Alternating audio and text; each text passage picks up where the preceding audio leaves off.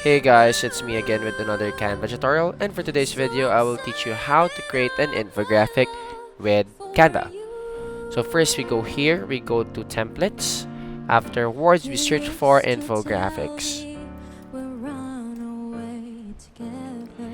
Here we can see a lot of templates about infographics. So we can just press this and press any template here. So maybe we check for the best one. Press customize this template. So side dishes as well easily. Here we can just edit this, like change the title to best dishes or best healthy foods.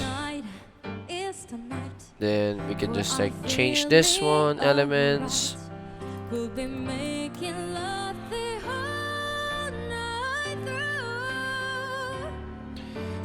can see here that we can change it to different elements, to whichever you want. So here we can change the elements because this is a ready-made template for you to use whenever you're gonna use an infographic.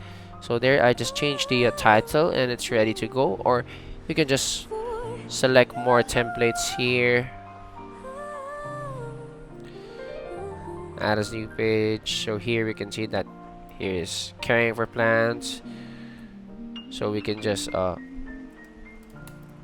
change this to whatever plants is there, like change the title as well,